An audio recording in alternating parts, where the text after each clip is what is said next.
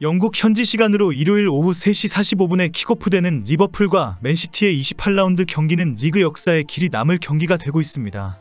리버풀과 맨시티 간의 리그 우승 타이틀 경쟁도 있지만 클롭과 펩의 두 명장의 대결이 마지막이 될 수도 있기 때문입니다.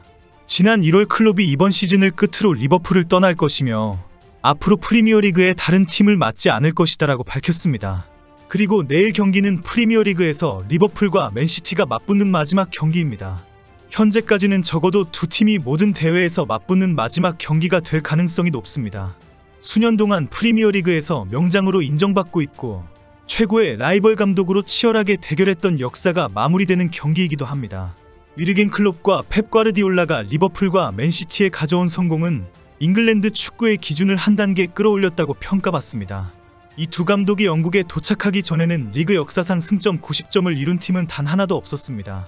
그러나 2018-19년 시즌과 2021-22년 시즌에는 리버풀과 맨시티가 모두 승점 90점을 뛰어넘었습니다. 유럽 축구계에서 프리미어리그가 가장 강력하고 기술적으로 뛰어난 최고의 리그로 성장시켰다는 평가를 받게 했습니다. 최근 해리케인이 독일 분데스리가로 건너가서 전반기 25골과 후반기 11경기 8골을 넣고 있지만 평가절하를 받고 있습니다. 축구 매체들이 프리미어리그와 분데스리가는 차이가 있다라고 분석할 정도입니다. 결국 프리미어리그가 유럽 5대 리그에서 최고로 파워풀하고 위협적인 리그이다라는 평가는 클롭과 펩이 기여한 공로가 있다고 인정받고 있습니다. 이렇게 그 누구도 이의를 제기하지 못할 정도의 명장인 클롭과 펩이 시즌 막바지 중요한 경기에 일전을 겨루게 되었습니다. 이렇게 특별한 의미가 있는 경기이지만 이번 시즌 리그 우승을 놓고 무조건 이기겠다라는 충돌이 발생하고 있습니다. 양팀의 선수과 팬들은 서로 비난과 조롱을 하면서 승리를 장담하고 있습니다. 경기 중에 예기치 않은 사태로 폭동이 일어날 수도 있다는 우려까지 나오고 있습니다. 리버풀의 팬들은 맨시티전 승리를 기대하고 있습니다. 특히 스파르타 프라하를 상대로 눈부신 원정 승리를 거둔 직후이기 때문에 리버풀의 공격은 살아있다라는 환호입니다. 경기에서 모하메드 살라, 다윈 누네즈, 루이스 디아즈, 메갈리스터의 역할이 날카롭다는 것을 증명했다는 것입니다. 이제 그동안 시즌 내내 고민해왔던 맨시티 격파의 실체를 보여줄 때라고 외치고 있습니다. 특히 2019년 11월 10일 리버풀의 홈구장 안필드에서 맨시티를 상대로 3대1 승리를 거둔 영상을 확산시키면서 오늘 경기에서 재현하자라고 주장합니다. 리버풀은 어제는 유로파리그 16강 1차전에서 스파르타 프라하를 5대1로 꺾고 최고의 컨디션을 확인했습니다. 맨시티의 팬들은 혼란히 리버풀을 상대로 해트트릭을 할 것이다라며 오늘도 리버풀을 가지고 놀자라고 외치고 있습니다. 그동안 리버풀을 상대로 공을 돌리고 슈팅을 했던 영상들을 올리면서 리버풀은 맨시티의 장난감이다라고 주장합니다. 일부 베팅 사이트에서 치열한 공방전에서 결국 무승부 경기를 할 것이라는 전망을 하기도 합니다. 그러나 여기에서 양팀의 팬들은 틀렸다, 우리가 승리한다라는 댓글로 항의하고 있습니다. 클롭과 펩의 감독으로서의 충돌은 이미 독일에서 수차 이루어진 적이 있습니다. 펩의 바이에른 뮌헨은 클롭의 도르트문트와의 분데스리가 4차례 맞대결 중 3승을 거두었습니다. 클롭은 2번의 슈퍼컵에서 펩의 바이에른을 이기면서 컵 대회에서 더 나은 성적을 거두었습니다. 펩의 바이에른은 2013-14년 포칼 결승전에서 승리를 했지만 다음 시즌에는 클롭의 도르트문트가 준결승에서 바이에른을 이겨버렸습니다.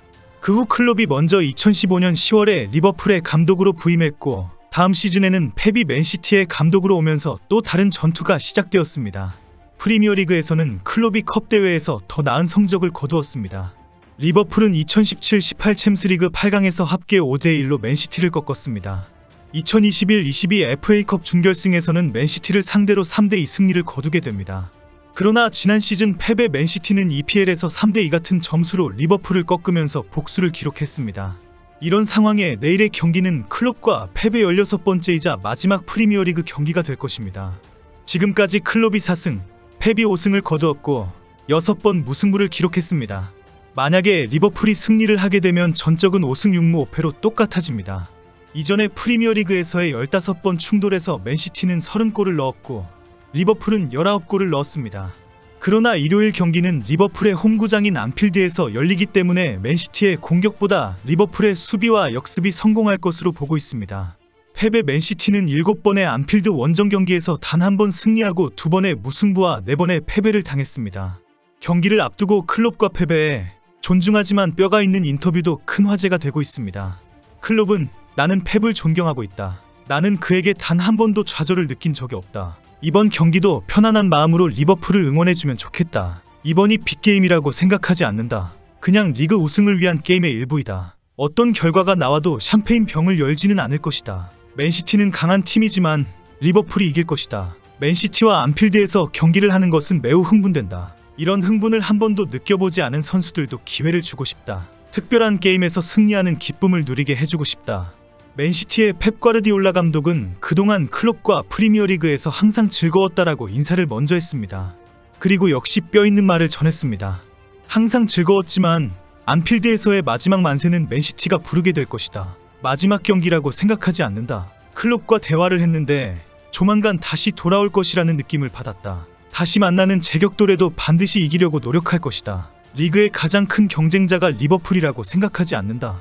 다른 팀의 감독과 선수들도 매우 훌륭하고 위험하다. 아스널도 리그 우승 경쟁자이다. 이제 다른 팀들도 역시 크게 발전할 것이다. 다음 시즌에는 토트넘이 한 단계 더 발전하는 모습을 보게 될 것이다. 그러나 다음 시즌은 다음 시즌이다. 나는 다음 시즌에 어떤 일이 발생할 것인지 생각할 능력이 없다. 토트넘과 아스널 그리고 뉴캐슬이 만들어가는 다음 시즌에는 과연 어떤 일이 일어날 것인지 결국 우리는 만나게 될 것이다.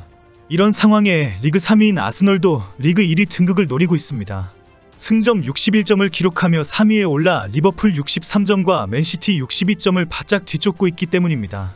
최근 완벽하게 살아난 아스널은 오늘 브렌트포드를 꺾고 8연승을 거두면 일단 잠시 선두에 오르게 됩니다. 그리고 선두 싸움을 벌이는 리버풀과 맨시티가 무승부를 하게 되면 리그 1위를 평안히 누리게 됩니다. 최근 아스널은 리그 7연승을 달리고 있습니다.